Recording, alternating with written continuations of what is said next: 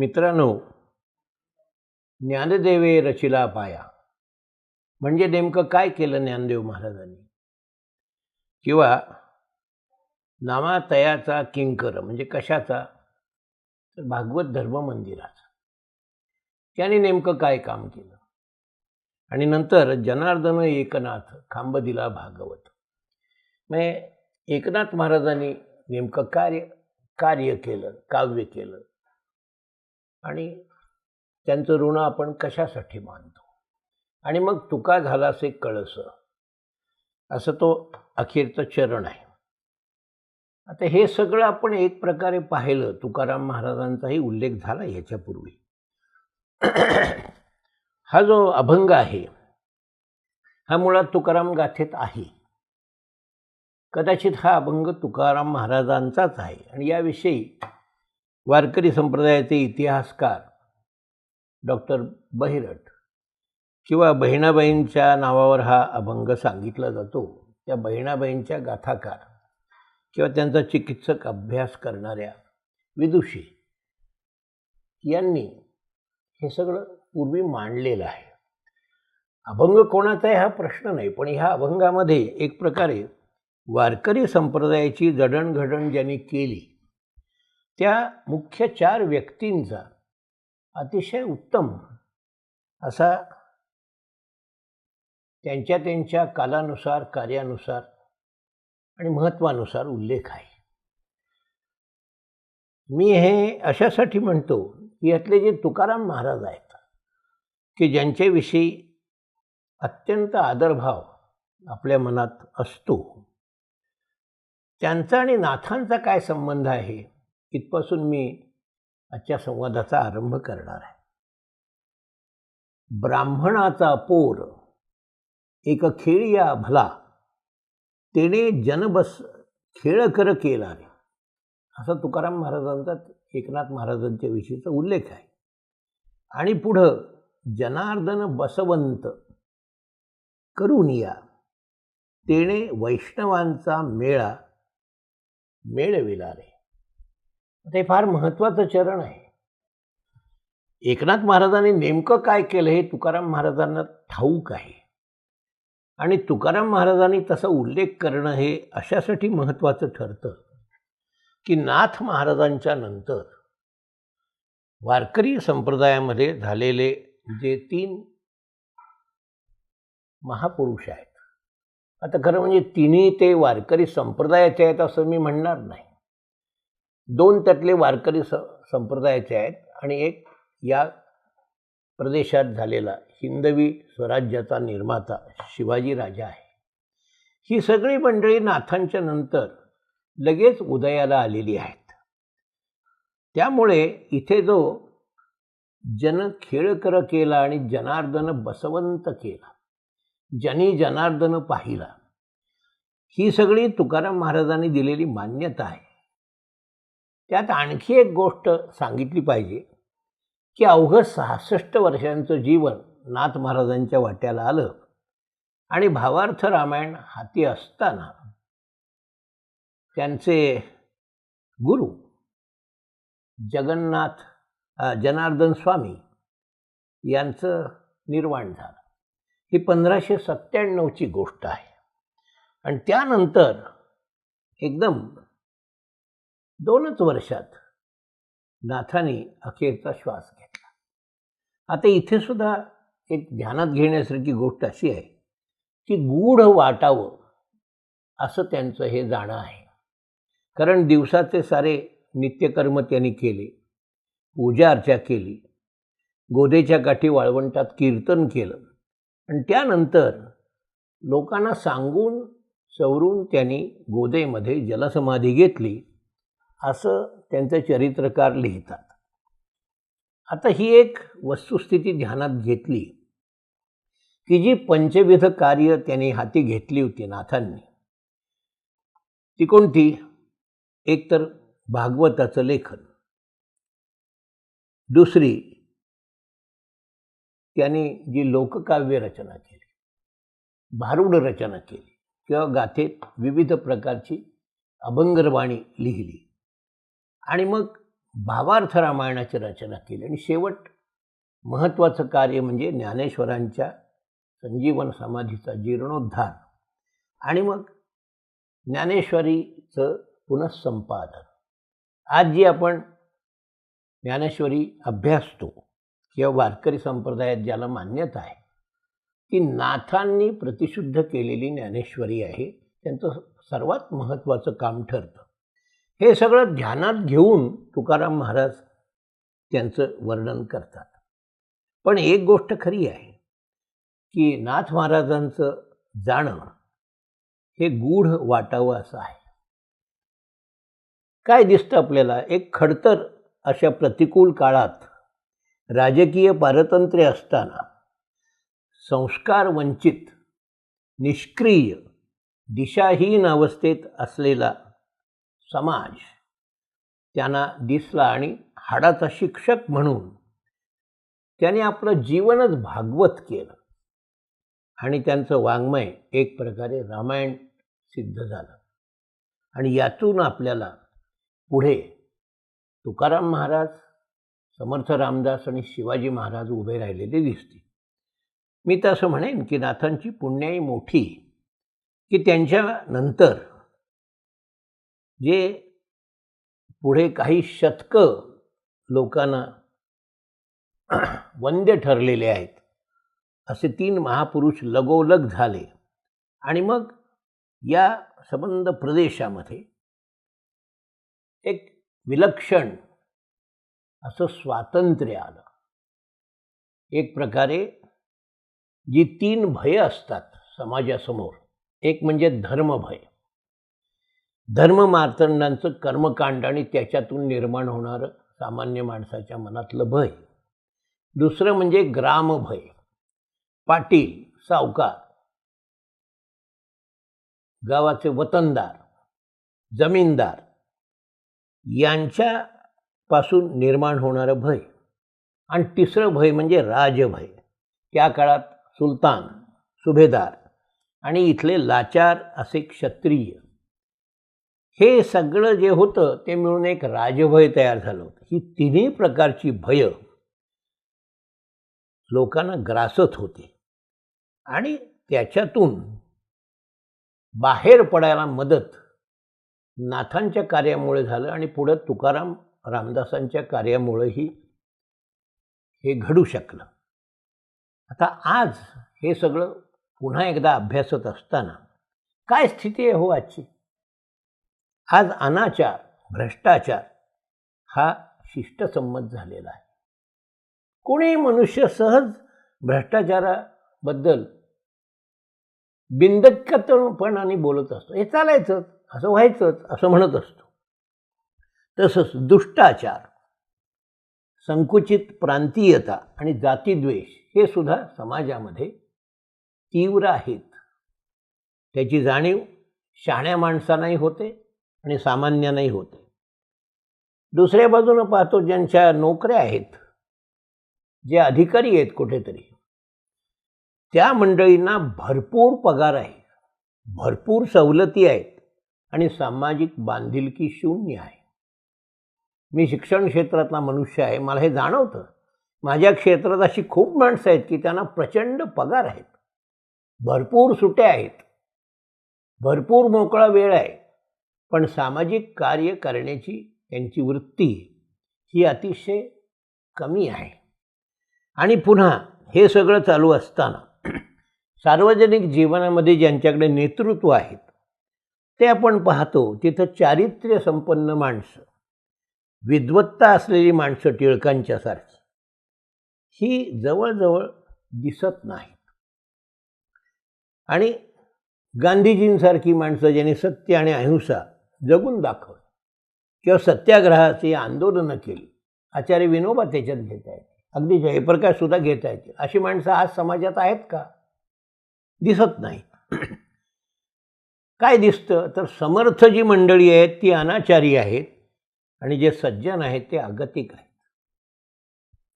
ती मंडळी एक प्रकारे त्रासलेली आहेत किंवा त्यांना काही करता येत नाही अशी त्यांची अवघड अवस्था आहे. अशा वेळी नाथांचा, तुकोबांचा आणि राजा शिवाजी रामदास यांचा पुन्हा एकदा अभ्यास करून खरी ओळख करून घेणं हे फार आवश्यक ठरतं. केवळ सांप्रदायिक परिचय करून देणं हा माझा उद्देश नाही. त्यांच्या कार्यकर्तृत्वाचा देशपातळीवर काय विचार केला जाऊ शकतो हे मला सांगायचं आहे. आणि आजच्या दुर्योधनांच्या काळात किंवा शकुनिमामांच्या काळात हे फार आवश्यक ठरतं, कारण ह्यातलं जे सत्य आहे ते दडवण्याकडे अनेकांचा कल दिसतो. आणि मग समाजाचं नेतृत्व करणारी माणसंच जर या बाबतीमध्ये क्षीण असतील, दुबळी असतील, तर सामान्य माणसामध्ये जोम कुठून येणार काही चांगलं करून दाखवण्यासाठी.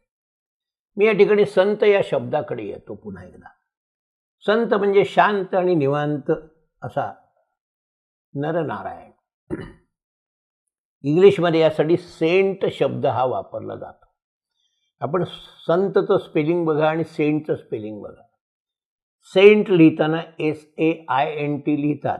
यातला आय हा महत्त्वाचा आहे. परदेशी जी सेंटची कल्पना आहे ती धर्मप्रचारकांची आहे आणि त्यातला आय कणखर असतो. आपल्याकडं असं नाही. आपले संत सत्पुरुष हे समाजाची धारणा करण्यासाठी कार्यरत राहिले. ते लोकभाषेतून बोलत चालत असत, लोकभाषेतून लिहित असत, लोकछंद त्यांनी स्वीकारले आणि लोकमाध्यमही स्वीकारले. एक मौज म्हणून सांगतो. एकदा मी औरंगाबादमध्ये असताना एका न्यायमूर्तींच्या घरी बसलो होतो. ते माझे स्नेही आहेत आणि अनेक विषयावर आमची चर्चा नेहमी होत असते. इतक्यात तिथं गंमत अशी झाली की ज्यांना मी ओळखत होतो अशी काही कार्यकर्ती मंडळी तिथे आली. त्यांना डॉक्टर भीमराव आंबेडकरांच्या स्मृतीचा कार्यक्रम ठरवायचा होता. मजा म्हणजे त्यांनी माझाही काही कार्यक्रम ठरवला होता. पण त्यावेळेला त्या न्यायमूर्तींनीही यावं आणि त्यांनीही बोलावं आणि डॉक्टर आंबेडकरांचं महत्त्व सांगावं असं त्या कार्यकर्त्यांना वाटलं. त्यांनी माझ्यासमोरच त्यांना तसं सांगितलं. ते न्यायमूर्ती एवढंच म्हणाले की तुम्हाला वाटतं तसा माझा या विषयाचा अभ्यास नाही आहे आणि मी जे काही बोलेन ते असं मी एखाद्या व्यक्तीविषयी बोलणार नाही. पण एक तुम्हाला सांगतो, डॉक्टर बाबासाहेब आंबेडकर आणि घटना याविषयी बोलण्याच्या पूर्वी मी घटनेचा विचार कसा करतो यासंबंधी बोलेन. आणि ते असं म्हणाले की संत सत्पुरुष जे आपल्याकडे झाले ते ज्ञानेश्वर महाराज असतील, नामदेव महाराज असतील, एकनाथ महाराज असतील, तुकाराम महाराज असतील, या मंडळींच्या जीवनात जे प्रसंग आले आणि त्या सत्शील मंडळींनी त्या त्या प्रसंगी त्यातून मार्ग कसा काढला आणि कोणत्या घटना त्यांच्या जीवनात घडल्या की ज्या पुढं समाजाला दृष्टी देणाऱ्या अशा ठरल्या, कारण त्या घटनांना सामोरं जाताना त्या मंडळींनी जे वर्तन केलं त्याचा मी थोडासा अभ्यास केला. आणि मी एवढंच म्हणेन, भारताची खरी घटना तिथे लिहिली गेली. ह्या मंडळींनी जे जीवन जगून दाखवलं विपरीत परिस्थितीत, त्यावेळेला ते ज्या पद्धतीनं वास्तवाला सामोरे गेले, भिडले आणि वागले, त्या घटना एक प्रकारे आपल्या देशाची राज्यघटना तयार करण्यासाठी कारणीभूत ठरलेले आहेत. आणि माझ्या माहितीप्रमाणे बाबासाहेब आंबेडकरांना हे ठाऊक होतं. हे मी बोलेन, चालेल का? तुम्ही ज्या प्रकारे उत्सव करता तसा उत्सव मी करायला येऊ शकत नाही. आणि मला हे ठाऊक आहे की आता हे डॉक्टर कामत बोलतात ते संतांच्या संदर्भात बोलत असताना आजच्या परिस्थितीचा आणि एकूण भारतीय वातावरणाचा संदर्भ विसरत नाहीत. हे सगळं मला फार बरं वाटलं ऐकताना. आणि खरंच माझ्या मनात आलं की आपण जो हा सगळा धांडोळा घेतो आहोत तो कशासाठी घेतो आहोत? कुठल्या तरी संताचा सांप्रदायिक परिचय करून द्यायचा आणि त्याचं महत्त्व कथन करायचं. हा इतिहासापुरता भाग झाला, वाङ्मयापुरता भाग होईल, पण त्याच्या पलीकडे आपण कसं गेलं पाहिजे हा माझा प्रयत्न आहे. आज माझ्या मनात असा एक विचार येतो की महाराष्ट्राच्या या भागात, विशेषतः पश्चिम महाराष्ट्राच्या विशिष्ट पट्ट्यात, ज्या ठिकाणी वारकरी समाज बहुसंख्येनं आहे आणि इथे तुकाराम महाराजांना पूज्य मानणाराही फार मोठा वर्ग आहे, अशा संबंध प्रदेशात मिशनरी केंद्र का उभी राहिली? ख्रिस्ती मिशनऱ्यांची अनेक केंद्र आणि त्यांचे अनेक उपक्रम, मग त्यांनी बांधलेली अनाथालय असोत, महाविद्यालय असोत, इतर काही गोष्टी असोत, हे सगळं या पट्ट्यात भरपूर तुम्हाला दिसतं. आणि या मंडळींनी तुकाराम महाराजांचा सुद्धा अभ्यास केलेला आहे. तो ते कशा रीतीनं करतात हे सगळं जाणून घेण्यासारखं आहे. पण किती लोक याचा विचार करतात? फार करत नाहीत. कारण तो जर खरा विचार केला तर जरा अडचणीचं होतं असं त्यांच्या लक्षात येतं. आता मी इथे हा विषय बाजूला ठेवतो आणि तुकाराम महाराजांकडे पुन्हा वळतो. तुकाराम महाराजांचं गाव देहू, घरी विठ्ठलाची उपासना, भजन कीर्तन आणि वारी. हा गाव इंद्रायणीच्या काठीच आहे. जवळच ज्ञानेश्वर महाराजांची संजीवन समाधी आहे. आणि तुकाराम महाराजांचे वाडवडील हे इथले महाजन आहेत, म्हणजे व्यापारी पेठेतले मुख्य आहेत. त्यांची सावकारी आहे, ते वैश्य नेते आहेत आणि त्यांना विधिवत शिक्षण नाही. पण घरच्या घरी श्रीहरी असं म्हणावं आणि माझ्या वडिलांची मेराशी असा एक प्रकारे स्वाभिमान व्यक्त करावा, अशी एकूण स्थिती आहे. गाथेमध्ये एक सुंदर अभंग आहे. धन्य देहू गाव, पुण्यभूमी ठाव, तेथे नांदे देव पांडुरंग. धन्य क्षेत्रवासी, लोकदैवाचे, उच्चारिती वाचे नामघोष. करकटी उभा, विश्वाचा जनिता, वामांगी ती माता रखुमा देवी. गरुडपारी उभा, जोडोनिया कर, अश्वत्थ समोर उत्तराभिमुख. दक्षिणे शंकर लिंगहरेश्वर, शोभे गंगा तीर इंद्रायणी. लक्ष्मी नारायण, बल्लाळाचे वन, तेथे अधिष्ठान सिद्धेश्वर. विघ्नराजद्वारी, भैरव बाहेरी, हनुमंत शेजारी. आणि मग तेथे दास तुका करीतो कीर्तन, हृदयी चरण विठोबाचे. असा हा अभंग आहे. आता ह्यात त्यावेळेच्या देहूचं आणि एक प्रकारे आळंदीचंही वर्णन आहे. आणि या क्षेत्रगावी मुख्यतः तुकाराम महाराज राहिले. 1608 ते 1649 अल्पजीवन त्यांच्या वाट्याला आलं. त्यामुळं नामदेव, ज्ञानदेव, एकनाथ यांच्याप्रमाणे त्यांनी प्रवास केलेले नाहीत. शिवाय नाथांप्रमाणे किंवा ज्ञानदेवांप्रमाणे ग्रंथरचनाही केलेली नाही. पण त्यांची जी अभंगगाथा आहे ही वारकरी संप्रदायाचा एक मुख्य ग्रंथ मानला जातो. त्यांची जी प्रस्थानत्रयी आहे, म्हणजे 3 महत्त्वाचे ग्रंथ आहेत, त्यात ज्ञानेश्वरी, भागवत आणि तुकाराम गाथा ही या संप्रदायाच्या लोकांना सतत मान्य आहे. आता हिंदी कविता ही पूर्वीच्या संतांनी केली आहे. नाथांची हिंदी कविता उदंड आहे. त्या मानानं तुकाराम महाराजांची हिंदी कविता खूप मोठी नाही. आम्ही एकदा मुद्दाम आमच्या नामदेव अध्यासनातर्फे आणि पुढं गुरुकुलतर्फे एक प्रयत्न केला. मोठ्या आनंदानं हे सांगतो आहे की आम्ही 5-6 वर्ष मेहनत करून तुकाराम गाथा संबंध हिंदी प्रदेशासाठी उपलब्ध करून दिली.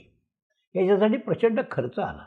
मुख्य म्हणजे जी मेहनत घेतली अनुवादाची ती उस्मानाबादचे प्राचार्य वेदकुमार वेदालंकार यांची होती. आणि हे सगळं तपासून नीटनेटकं करण्याचं काम विद्यापीठातले त्यावेळेचे तत्त्वज्ञानाचे प्रमुख प्राध्यापक डॉक्टर मोपरम मराठे यांनी केलं. त्यामुळे हे एक मोठं काम आम्हाला हातावेगळं करता आलं. असे हे 3 खंड आहेत आणि जवळजवळ ही 3000 पानं आहेत आणि याला 300 पानाच्या प्रस्तावना लिहून यामध्ये वारकरी संप्रदायाची ओळख करून दिली हिंदी प्रदेशासाठी. त्यानंतर कबीरदासांची आणि तुकारामांची तुलना करून काही एक लेखन आहे आणि शिवाय या अभंगगाथेची जी काही वैशिष्ट्ये आहेत ती सगळी याच्यात दिलेली आहेत. पण हे सगळं लोकांसमोर आल्यानंतर हिंदी पंडितांनी मला जी त्याची परत पावती दिली ती फार मजेशीर होती. ते म्हणाले, हे तुम्ही हिंदीत केलं खरं, पण तुकाराम महाराजांचं मराठी इतकं सोपं आहे की ते आम्हाला समजतं. हे हिंदी आणखी वाचण्याचं काही कारण नाही. शिवाय यामध्ये बरीच आवृत्ती आहे, ती आम्ही केलेली नाही, ती मुळात गाथेतच आहे. म्हटलं ते कीर्तनातले अभंग आहेत म्हणून गाथेत अशी आवृत्ती येते, नामदेव गाथेतही तशी आहे. मग म्हणाले ते पण हे सगळं नामदेव महाराजांनी, एकनाथ महाराजांनी किंवा ज्ञानेश्वरीत आमच्यासमोर होतं. यात असं विशेष नवीन आमच्यासमोर काही येत नाही आणि आम्ही मराठीतून ते वाचू शकतो. त्यामुळे झालं काय, हा जो एक मोठा उपक्रम केला होता तो आमचा आर्थिक दृष्टीने यशस्वी झाला नाही, मानसिक आनंद मिळाला. मग त्यानंतर आम्ही जी कामं केली ती अशी होती. संत तुकाराम आणि त्यांची अभंगगाथा, संत तुकाराम आणि मराठी भाषा, अशा अनेक पुस्तिका आम्ही तयार केल्या आणि त्याच्यातून ही सगळी व्याख्यानं लोकांपर्यंत पोचली. की आणखी एका ग्रंथाचा मी उल्लेख करतो. तो ग्रंथ म्हणजे ही मराठी तुकाराम गाथा. ही संपूर्ण तुकाराम गाथा पंडिती गाथा आणि लाड यांनी संपादित केलेली महाराष्ट्र शासनासाठी ती गाथा, यांचा वापर करून ही गाथा आम्ही केवळ 50 रुपये त्याच्या अनेक आवृत्त्या काढल्या आणि नंतर मग एक निवडक सार्थ तुकाराम असं एक पुस्तक तयार केलं. याच्याही अनेक आवृत्त्या झाल्या. मला काय म्हणायचं आहे मित्रांनो, आवृत्त्या झाल्या ही महत्त्वाची गोष्ट नाही, पण याचं लोकांनी स्वागत केलं सगळ्या गोष्टीचं. माझ्या मनात सहज आलं, अल्पायुष्य ज्यांना मिळालं, ज्यांचा जीवन अतिशय संघर्षात गेलं, ज्यांना प्रवास फार देहू आणि पुण्यापलीकडे करता आले नाहीत, साथ सोबतसुद्धा त्यांना कमी मिळाली, अशा एका महापुरुषाकडं वारकरी संप्रदायाचा कलश म्हणून मानाचं स्थान कसं गेलं. त्याचं कारण जेव्हा मी शोधू लागलो तेव्हा माझ्या असं लक्षात आलं की अल्पजीवनात सुद्धा नाना प्रकारच्या आपत्ती आल्यानंतरही तुकाराम महाराजांनी विलक्षण असं वाङ्मयीन कर्तृत्व करून दाखवलेलं आहे. त्याकडे आता मी तुम्हाला घेऊन जातो. मित्रांनो, मी आपल्याला सांगत होतो की तुकाराम महाराजांना अतिशय आपत्तिमय असं अनेक आपत्तींचं चक्र ज्यांच्या जीवनात आलं, असं अल्प आयुष्य 1608 ते 1649 या काळात मिळालं. तुकाराम बोलोबा आंबिले असं नाव. 17व्या वर्षापर्यंत सुखवस्तू जीवन होतं, पण घरगुती शिक्षण होतं, घरात व्यापार होता. पण अचानक नैसर्गिक संकट आलं, दुष्काळ आला, धंदा बुडाला, दिवाळ वाजलं. मग आईबाप गेली, वहिनी गेली, भाऊ सावजी हा अचानक परागंदा झाला, गुरेढोरं गेली. गुरेढोरं जी होती तीही राहिली नाहीत. पहिली पत्नी रखमाबाई ती गेली, पुत्र संतू गेला. काय काय व्हावं एका जीवनामध्ये अवघ्या 16व्या-17व्या वर्षाच्या आत. मग त्यांनी दुसरा विवाह केला जिजाई नावाच्या लोहगावच्या सावकारांच्या कन्येशी. पुढे संसार त्यांनी केला. पण प्रपंचाच्या कड्यावरून विरक्तीच्या दरीत उडी घेतली असं म्हणता येतं. आणि मग एक दिवशी नामदेव महाराज त्यांच्या स्वप्नात आले. नामदेवे केले स्वप्ना माझी जागे, सवे पांडुरंगे येऊन या, सांगितले काम करावे कवित्व, वाऊगे निमित्त बोलू नये, असं त्यांनी लिहिलेलं आहे. आता नामदेव महाराजांनी सांगितलं म्हणून मी मग अभंगवाणीच्या मागे लागलो आणि अभंग गायन करू लागलो. आता इथे आणखी एका गोष्टीचा उल्लेख केला पाहिजे. 1640 त्यांना गुरुपदेश झाला असं मानण्यात येतं, पण त्यांच्या सद्गुरूंच्या विषयीची जास्त माहिती आपल्याला संप्रदायाच्या साधनातून फार मिळू शकत नाही. त्यांची शिष्य परंपराही फार दाखवता येत नाही. बहुतेक जे शिष्य आहेत ते स्वप्नोपदिष्ट आहेत. त्यांनी संप्रदायाचं संघटन केलं, कीर्तनातून केलं, तेही मोठे झाले. त्यांचे अभंग हे त्या कीर्तनातून गाजले, पण पुढं कशामुळे ठाऊक नाही, पण स्वरचित अभंगांची गायन परंपरा ही खंडित झाली आणि एक प्रकारे अभंग वाङ्मयच मराठीतलं क्षीण झालं. तुकाराम महाराज फाल्गुन कृष्ण द्वितीया 1649 या दिवशी सदेह वैकुंठाला गेले अशी श्रद्धा आहे. आता हे सगळं पाहिल्यानंतर मनात येतं त्यांचे जे समकालीन आहेत, दादोजी कोंडदेव, जिजाबाई, इतर सरदार, शेख महम्मद बाबा श्रीगोंदेकर, वीरशैव मन्मथस्वामी किंवा रामेश्वर भट, ज्यांनी आरंभी तुकाराम महाराजांना विरोध केला आणि नंतर त्यांचं चरित्र लिहिलं पहिलं, किंवा संत बहिणाबाई ही ज्यांची पुढे शिष्या झाली, संताजी जगनाडे, इतर टाळकरी, ह्या सगळ्यांचा एकत्रित अभ्यास किंवा त्यांच्या मराठी आणि हिंदी कवितेचा अभ्यास, संत तुकाराम आणि संत कबीर यांचा एकत्रित अभ्यास, त्यांच्यात असलेलं वैचारिक आणि प्रकृती स्वभावधर्म साम्य याचा अभ्यास झाला का, केला जातोय का? मला असं दिसतं की हा फारसा झालेला नाही, होत नाही, व्हायला हवा असं मला वाटतं. आता मी थोडंसं शिवाजी महाराजांकडे वळतो. आता शिवाजी महाराज आणि तुकाराम महाराजांच्या भेटी किती वेळा झाल्या असा मला प्रश्न पडतो. कारण तुकाराम महाराजांचं निर्वाण आणि शिवाजी महाराजांचा उदय या काळ लक्षात घेतला तर आपल्या असं लक्षात येतं की एखादी सविस्तर भेट झाली असावी आणि ती होण्याचं सुद्धा जे कारण आहे ते आपल्याला दिसतं गाथेमध्ये, शासकीय गाथेमध्ये. 1884 ते 1908 अशा जवळपास 24 अभंगांचा जो समावेश आहे त्यात काय आहे? आधी हे सांगतो की पंडित बंधू विप पंडित आणि शंपा पंडित यांनी जी गाथा सिद्ध केली 1869 आणि पुढं 1873, या गाथेत हे मी सांगतो हे अभंग आहेत. आणि मग 1950 साली ICS त्यावेळेचे आणि महाराष्ट्र शासनाचे सनदी अधिकारी पुरुषोत्तम मंगेश लाड यांनी ज्या ग्रंथाचं आयुष्यभर अभ्यास करून संपादन केलं त्यातही हे अभंग आहेत. आता हे अभंग काय आहेत? तर या अभंगामध्ये असं वर्णन आहे की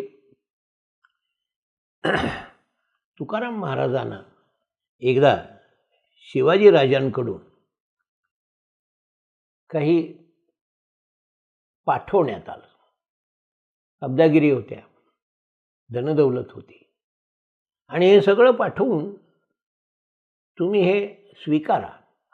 आता कदाचित शिवाजी महाराजांना त्यावेळेला ते असतील 18-19 वर्षाचे, जास्त संभवतच नाही. 1930चा जन्म आहे त्यांचा. जास्तीत जास्त ते 17-18 वर्षाचे असतील. त्यांनी ज्या वस्तू पाठवल्या त्या मोठ्या प्रेमाने आणि आदराने पाठवल्या. त्याला तुकाराम महाराजांनी अभंगातून उत्तर दिलेले ते ह्या मी वर उल्लेख केला त्या अभंगात आहे. त्यातली काही वाक्य, काही चरण आपल्याला सांगतो. तुका म्हणे माझी विनंती सलगीची, वार्ता ही भेटीची करू नका. मला तुम्ही भेटण्याच्या फंदात पडू नका असं स्वच्छ म्हटलेलं आहे. मी सलगीनं प्रेमानं जवळीकीनं तुम्हाला विनंती करतो की भेटीची वार्ता तुम्ही करू नका. नहो केविलवाणे नाही आम्ही दीन, सर्वदा शरण पांडुरंगी. असा एक स्वाभिमान तिथे व्यक्त केलेला आहे की आम्ही पांडुरंगाच्या शरणी आहोत, चरणी आहोत, त्याच्या भजन रंगात रंगलेले आहोत. म्हणून आम्ही केविलवाणे आणि दीन बापडे नाही. आणि म्हणून आम्ही सांगतो आपल्याला, आम्हा पाळिता पोसिता आणिकांची कथा काय तेथे. सद्गुरू जे तुमचे कोणी असतील त्यांच्याकडे तुम्ही जा. तुमचं मन सळो नको. बहुता ठाई वृत्ती चाळविली, तेव्हा मग तुमची ती भक्ती कशी प्रकट होईल. तुका म्हणे बापा चातुर्य सागरा, असं त्याने शिवाजीविषयी म्हटलं आहे की तू चातुर्याचा सागर आहे, भक्तिभाव तारा भाविकासी. आणि शेवटी त्या स्वच्छ लिहितात, तुम्हापासी आम्हा येऊन या काय, वृथा क्षीण आहे चालण्याचा. आम्ही तुमच्याकडे यायचं किंवा तुम्ही आमच्याकडे यायचं, याच्यामध्ये चालण्याचा श्रम होईल, येण्या जाण्याची तसदी होईल. मागावे अन्न तरी भिक्षा थोर, वस्त्राशी हे थार चिंध्या बिंदी. निद्रेसी आसन उत्तम पाषाण, वरी आवरण आकाशात. इथे तुकाराम महाराज आपल्याला दिसतात. त्यांना कोणीही काही पाठवल्याची काही तमा नाही. आम्हाला निद्रेसाठी उत्तम पाषाण पुरतो आणि आकाशाचं आवरण आहे आमच्यावर. आम्हाला साधी जी वस्त्र आहेत, चिंध्या आहेत आमच्याकडे, त्यासुद्धा आम्हाला लखलाभ आहेत, आनंदाचे आहेत.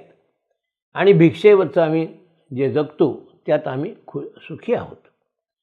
देखोन या वस्त्रे भूषणांचे जन, तत्काळ मरण येते मज. ऐकोन या मानाल उदासता जरी, तरी आम्हा हरी उपेक्षिना. आता तेच तुम्हा सांगणे कौतुक, भिक्षे ऐसे सुख नाही नाही. आम्ही जे जीवन जगतोय ते इतक्या आनंदाने जगतोय की घेऊन या भेटी कोण हा संतोष, आयुष्याचे दिस गेले गेले.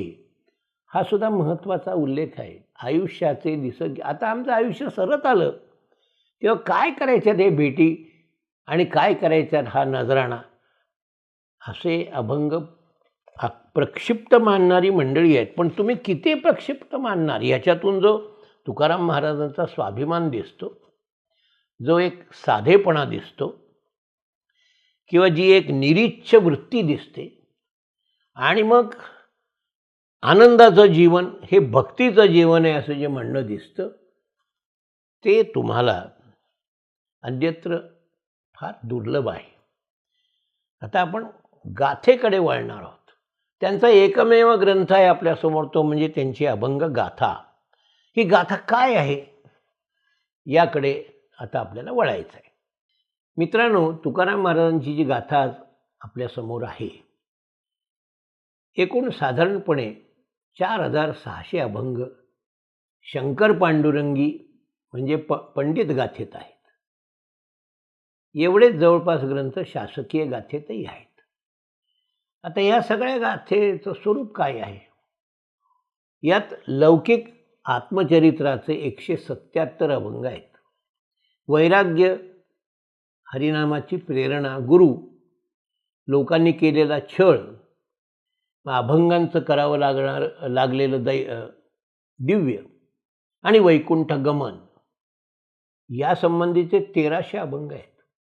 त्यांच्या वैकुंठ गमनाचा इतिहास त्यांनीच लिहून ठेवलेला आहे. साधक, सिद्ध, संत, देवभेटीची तगमग असे 400 अभंग आहेत. आणि आत्मानुभूती, प्रेमकलह, मुक्तावस्था, पंढरीनाथाचं वर्णन, संतांचं वर्णन, नंतर ईश्वर नाम महिमा असे 600 अभंग आहेत. आणि उपदेशपर असे जवळजवळ 1000 अभंग आहेत.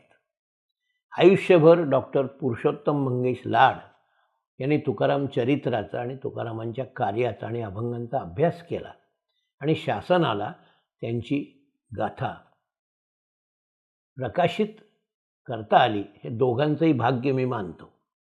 आता ही जी गाथा आहे, या गाथेमध्ये एक प्रकारे सगळी सुखदुःख रात्रंदिन भोगून, युद्धाचे प्रसंग म्हणजे आलेले सगळे संघर्ष झेलून, सत्यासत्यासी मन केले ग्वाही, मानियले नाही बहुमता, हे सगळं तुम्हाला इथे दिसतं. त्यानं अनंताची प्राप्ती झाली, ईश्वराचा साक्षात्कार झाला. आणि मग त्यांनी ज्या गर्जना केल्या,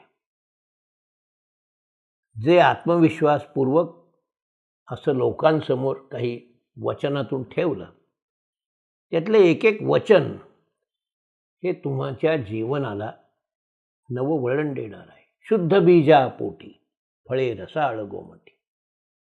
तुम्ही जर सात्विक कुटुंबात राहत असाल आणि वातावरणात असाल आणि सहवासही तुमचा सात्विकांचा असेल, तर त्याच्यातून काही चांगलंच निर्माण होतं. जगाच्या कल्याणा संतांच्या विभूती, देह कष्टविती उपकारे. लोक कसा भला होईल, लोकांचं कसं कल्याण होईल, यासाठी परोपकारमय जीवनच संत जगतात.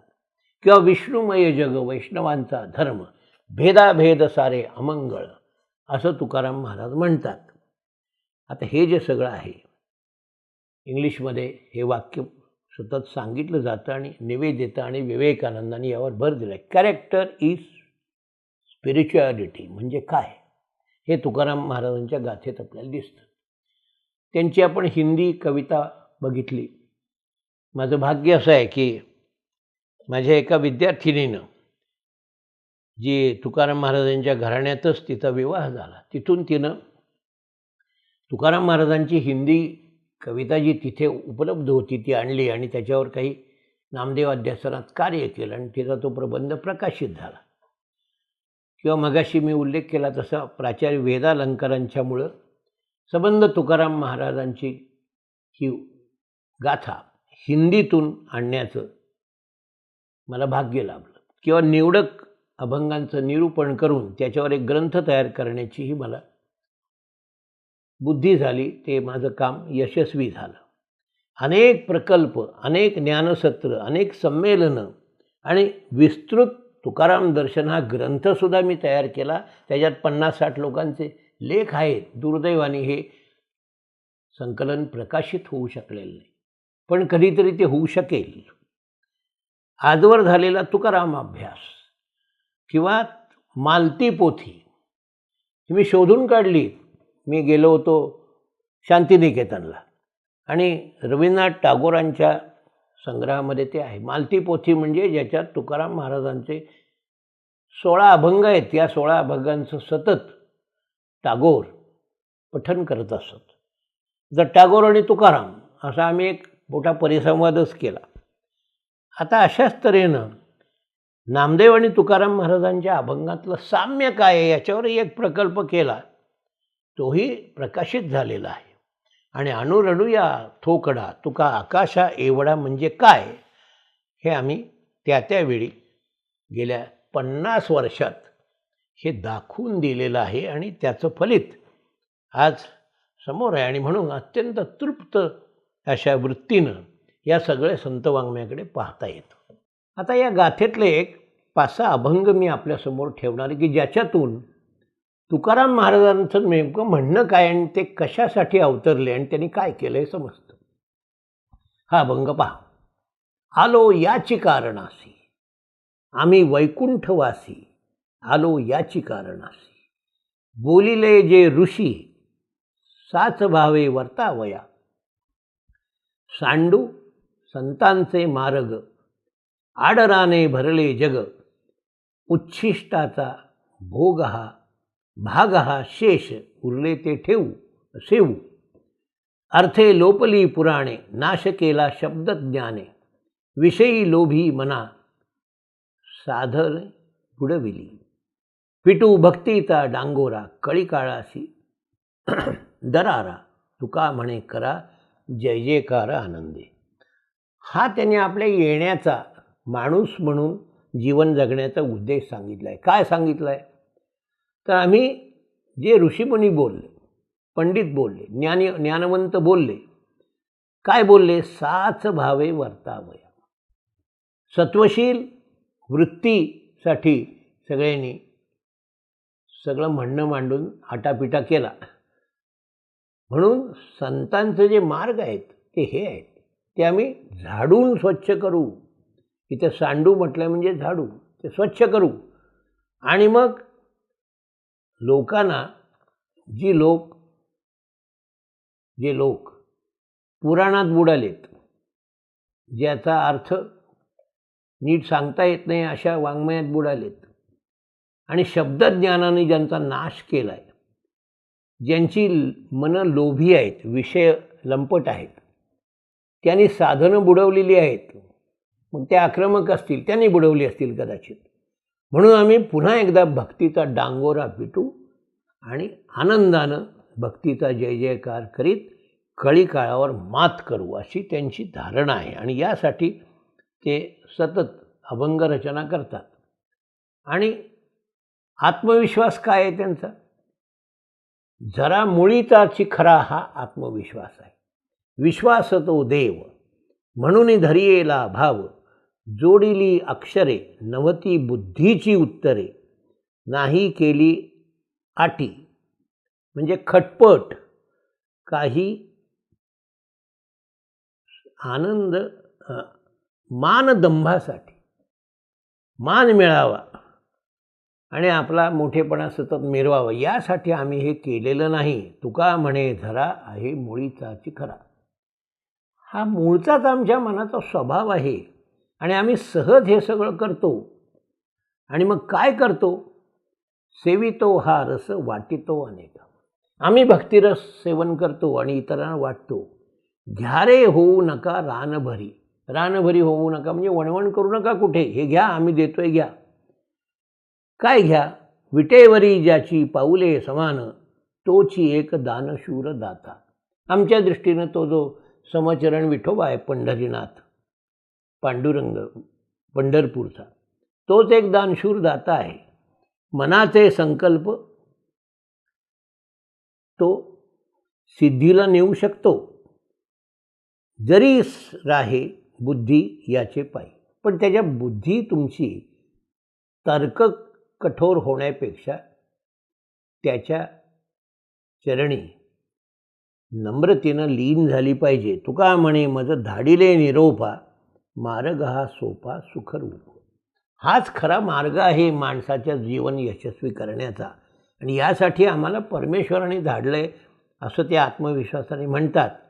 आणि हेही सांगतात, आम्हा घरी धन शब्दांचीच. आमच्याकडे धनदौलत कसली आहे? शब्दांची धनदौलत आहे. शब्दांचीच रत्ने, शब्दांचीच शस्त्रे यत्ने करू. शब्द आमुचे च्या जीवाचे जीवन, शब्दे वाटू धन जनलोका. तुका म्हणे पहा शब्दचित हा देव, शब्देची गौरव पूजा करू. कारण शब्द आपले असतात, पण तेच शब्द जर प्रेमाचे असतील, सत्वशील आचरणाचे असतील, तर त्यातनं काय निर्माण होतं तेही एका अभंगात सांगितलं आहे. काय दिसतं मग आपल्याला जग? विष्णुमय जग वैष्णवांचा धर्म, भेदाभेद सारे अमंगळ. ऐकाजी तुम्ही भक्त भागवत, कराल ते हित सत्य करा. सत्य असत्य मनाशी ठरवा आणि ते मग आचरण करा. कोणाही जीवाचा न धरे मत्सर, वर्म सर्वेश्वर पूजना. सर्वेश्वराची जर पूजा करायची असेल तर तुका म्हणे एका देहाचे अवयव, सुखदुःख जीव भोग पावे. आपण सगळे एकमेकाशी निगडीत आहोत. सुखदुःख येत जात राहतं, पण आपण जर एकमेकाशी निगडीत राहिलो आणि एकमेकाच्या विषयी प्रेमानं बोलत राहिलो, वागत राहिलो, तर आपलं जीवन धन्य होईल. तुकारामांची वाणी ही अमृताची खाणी आहे, अशी एक योग्य अशी धारणा आहे लोकांची. मी काही वचनं सांगतो. ही वाक्य जशीच्या तशी आज मराठीमध्ये उच्चारली जातात, म्हणींच्या रूपात ती ज्याच्या त्याच्या तोंडी आहेत. आणि म्हणून मला याच्यावर काही भाष्य करावं असं वाटत नाही. कारण उदंड आत्मबळ असलेला शब्दांच्याच नव्या व्याख्या कशा करू शकतो त्याचे हे नमुने आहेत. संतांची उच्चिष्टे बोलतो उत्तरे, काय म्या गव्हारे जाणावे. काही पाठ केली संतांची उत्तरे, विश्वासे आदरे करून या.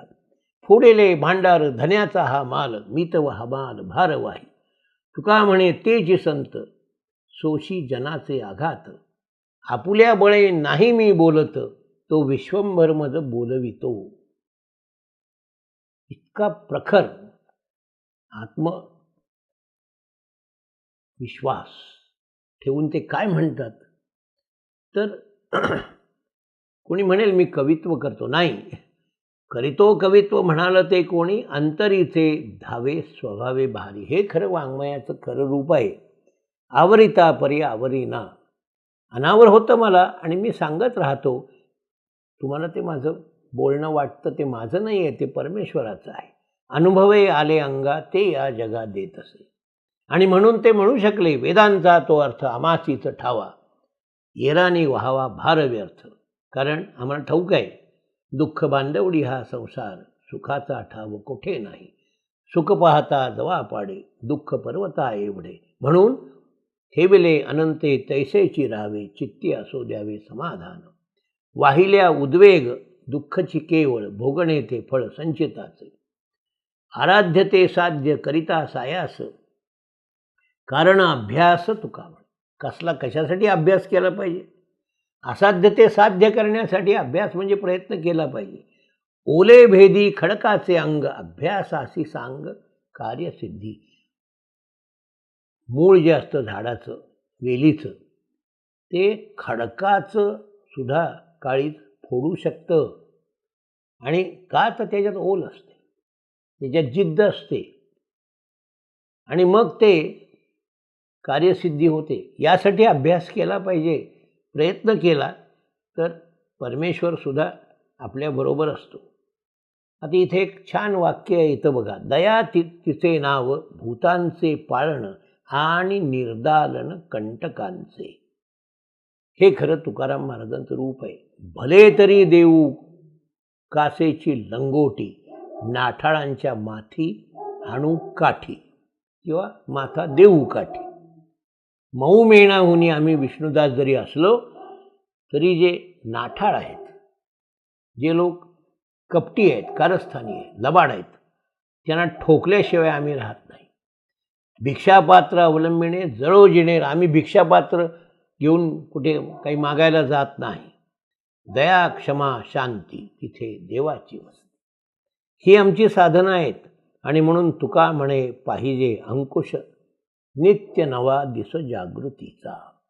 आपल्या मनावरच जर आपला अंकुश असेल तर प्रत्येक दिवस हा सुखाचाच असतो, नित्य जागृतीचा असतो. आनंदाचे डोही आनंद तरंग, आनंदाची अंग आनंदाचे. यासाठी काय केलं पाहिजे? जे का रंजले गांजले त्यासी म्हणे जो आपले, तोची साधू ओळखावा देव तेथेची जाणावं. हे असं केलं तुकाराम महाराजांनी, म्हणून त्यांना असं म्हणता आलं, अणुरणूया थोकडा तुका आकाशा एवढ. धन्य आम्ही तुका देखियला असं लोक म्हणतील, अशी त्यांना खातर जमा होती. हे तुकाराम महाराजांच्या गाथेमध्ये तुम्ही एक कुठलंही पान काढा, ही जी प्रतिमा आहे ना, हे जे आनंदाने नाचण्याचं जे तुकाराम महाराजांचं रूप आहे, हे गाथेतल्या शब्दातून तुम्हाला जाणवतं की तुकाराम महाराज हे विलक्षण तृप्ती, समाधान, आनंद. आणि तसं करताना जीवनाचं आपण सार्थक केलं याचा एक अभिमान त्यांच्या वाक्यातून आपल्याला दिसतो. आणि म्हणून मला कबीरदासांची त्यांची तुलना करावीशी वाटते. मला असे अनेक चरण सांगता येतील जे तुकाराम गाथेतही आहेत आणि कबीरांच्या बीजकमध्ये त्यांच्या संग्रहातही आहेत. पण त्यातला मला महत्त्वाचा जो भाग वाटतो तुकाराम गाथेतला, हा जो सर्वात महत्त्वाचा भाग आहे, तो म्हणजे ज्ञानेश्वरांच्या विषयीचा पूज्य भाव. अशा तऱ्हेची भावना मला आज सगळ्या वारकऱ्यांच्यामध्ये दिसते. ती तुकाराम महाराजांच्यामुळे आली. काय आहे ती? काय म्हणतात ते? माझ्या बापे मज दिधले भातुके, म्हणजे प्रेमोपहार दिला म्हणून कौतुके क्रीडा करी. केली आळी, आळी म्हणजे हट्ट. पुढे बोलिलो वचन, उत्तम हे ज्ञान आले त्याचे. घेऊनी विभाग, जावे लवलाह्या, आले तिया ठाया आपुलिया. तुका म्हणे ज्ञानदेवी समुदाय, करावा मी पाय येईन वंदू. आता ज्ञानेश्वरांच्या समोर अनेक भक्तगण आहेत, म्हणून मीही तिथे जाऊन चरणस्पर्श करून एक प्रकारची सिद्धी मागतो आहे. आणि मग मला दिसतंय की जगाची ये द्वारी सोन्याचा पिंपळ, अंगी तेथे बळ, रेडा बोले करील ते काय नव्हे महाराज, परिपाहे बीज शुद्ध अंगी. जेणे हे घातली मुक्तीची गवांदी, मेळविली मांदी वैष्णवांची. तुका म्हणे तेथे काय उडे राहिले, समाधान चित्ताची.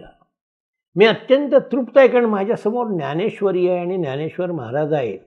आणि म्हणून मी म्हणतो, ज्ञानियांचा राजा गुरु महाराव, म्हणती ज्ञानदेव ऐसे तुम्हा. मद पामरा हे काय थोरपण, पायीची वहाण पायी बरी. ब्रह्मादिक जेथे तुम्हा बोळगणे, इतर तुळणे काय पुरे. तुका म्हणे नेणे युक्तीची ती खोली, म्हणून ठेविली पायी डोई. ही जी विनम्रता आहे, ही जी विलक्षण आनंदाची पावती आहे, ही तुकाराम महाराजांनी ज्ञानेश्वर महाराजांच्याकडून काय घेतलं असंच आपण पाहिलं. नाथांविषयी ते म्हणालेले आहेत. आणि मग ते त्या अभंगात पुढं म्हणतात, आणिक खेळिये होऊन गेले, वर्णावया वाचा मज नाही रे. तुका म्हणे गडे हो हुशारुनी खेळा, पुढीलांची धरुनिया सोय रे. तुम्हाला जर पुढील मंडळींची सोय करायची असेल, पुढील मंडळींच्यासाठी काही करून दाखवायचं असेल, तर तुम्ही काय करा, तर तुम्ही हुशारीने खेळा. आता खेळा म्हणजे काय? खेळणं हे राजकारणही चालतं खेळण्याचं. हे खेळणं नाही आहे. खेळणं म्हणजे जीवन हा तृप्तीचा, आनंदाचा भाग असला पाहिजे. संकट येतात आणि जातात, प्रसंग येतात आणि जातात, पण माणूस त्या संकटावर मात करून सात्विकतेनं कसा पुढे जातो, कसा आचार आणि विचार एकत्र करतो, यावर त्याचं सुख अवलंबून असतं. तुकाराम महाराजांच्या या गाथेत एक असा मजेदार अभंग आहे, मोठा अभंग आहे. न व्हती ते संत. संत कोण नसतात? ते म्हणतात, नुसतं कवित्व करणारे आणि संतांचे आप्त आहेत म्हणून घावडाव करणारे धूर्त हे संत नसतात. आणि मग येथे नाही वेश सरते आडनाव, न व्हती ते संत वेदांच्या पठणे, कर्मे आचरणे न व्हती ते संत. तुका म्हणे नाही निरसला देहे, तोवरी हे अवघे सांसारिक. आपल्या संसारातल्या आपल्या प्रापंचिक गरजा भागवण्यासाठी ही मंडळी हे सगळं करत असतात, ऐट आणत असतात नाना प्रकारची. हे संत नव्हेत, ते संत जे जनांचे आघातही सोसतात आणि सुखदुःखाच्या पलीकडे जाऊन जगतात. खरं म्हणजे तुकाराम महाराजांच्या निमित्तानं एवढंच म्हणता येतं की भागवत धर्मीय आचार विचार किंवा वारकरी आचार विचार अधिकाधिक जनापर्यंत घेऊन जाणारे तुकाराम महाराज हे या अर्थानं भागवत धर्म मंदिराचे कलश ठरले. कारण गुणपूजा हे धर्मरक्षण आहे, परिवर्तनाचं तेच एकमेव साधन आहे.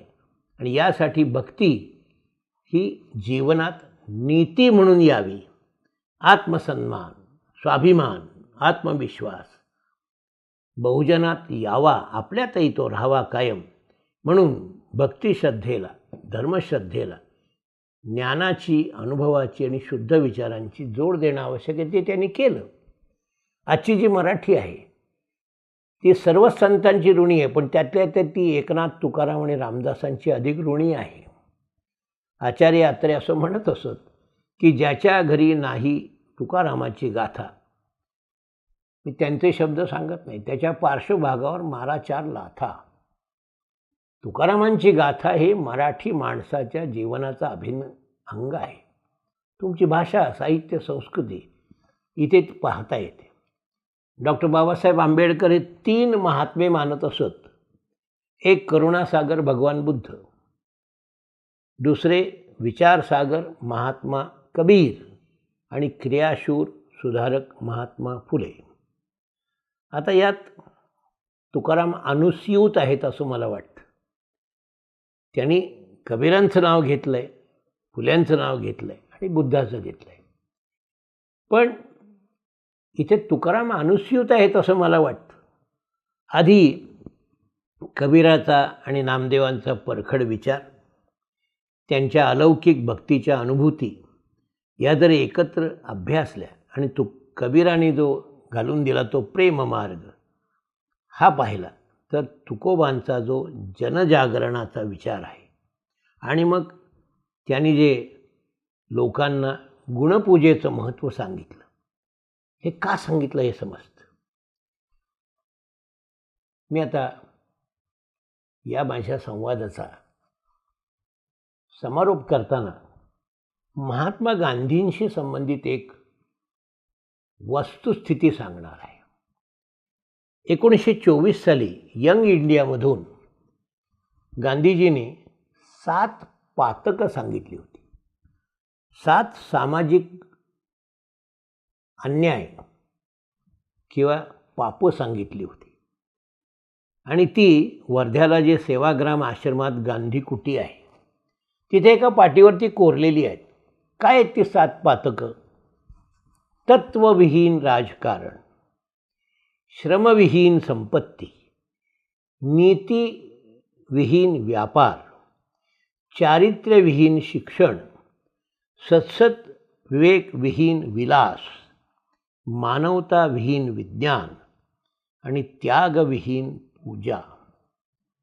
ही ती 7 पातकं आहेत. आणि आजही 24 साली गांधींनी लिहिले त्यात फारसा फरक पडलेला नाही. ही 7 पातकं सार्वजनिक जीवनात आपल्याला दिसतात आणि ही जर नष्ट व्हायची असतील, राजकारणी आणि त्यांच्या वळणानं जाणारे समाजकारणी यांनी या पातकामध्ये एकमेकावर वरचढाई केलेली आहे. अशा काळात तुकाराम महाराजांनी केलेलं गुणपूजन आणि धर्मरक्षण, नीतिभक्तीचं समाजकारण फार महत्त्वाचं ठरतं. म्हणून मित्रांनो, मी असं म्हणेन की तुकाराम महाराजांचा विचार करताना आपल्याला केवळ एक सांप्रदायिक सत्पुरुष म्हणून करता येणार नाही. एक असा महापुरुष ज्यांनी मराठी साहित्य संस्कृतीला एक नवी दृष्टी दिली आणि ज्ञानदेव, नामदेव आणि एकनाथांनी जे प्रत्यक्ष कार्य केलं तेच भावनिक अंगाने पुढं नेलं आणि त्या काळातल्या परतंत्र समाजाला स्वतंत्र बुद्धीनं जगण्यासाठी प्रचंड शिदोरी दिली.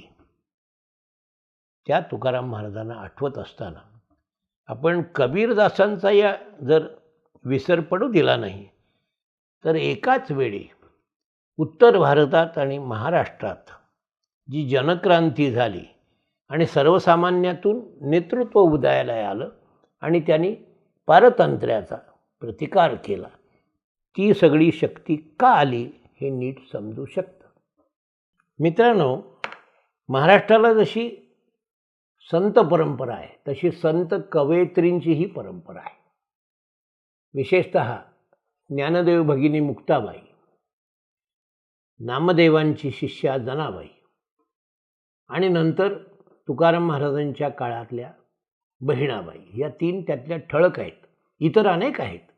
या संत कवयित्रीने सुद्धा संत सत्पुरुषाबरोबर महाराष्ट्राला जे नवसंजीवन दिलं त्यासंबंधी आपण एक संवाद करणार आहोत. त्यासाठी आता लवकरच आपण पुन्हा भेटू. भारतीय विचार हा मुळात आला संत साहित्यातून. महाराष्ट्राचा विचार तो पण आला मुळात संत साहित्यातून. भारतीय विचार नेमका काय आहे, महाराष्ट्राचा विचार काय आहे, संत साहित्य काय आहे हे जर जाणून घ्यायचं असेल तर डॉक्टर अशोक कामत या यूट्यूब चॅनलला सबस्क्राईब करा, लाईक करा, शेअर करा. गुरुकुल प्रतिष्ठान या नावाचं फेसबुक पेजसुद्धा आमचं आहे, ते सुद्धा तुम्ही फॉलो करा. धन्यवाद.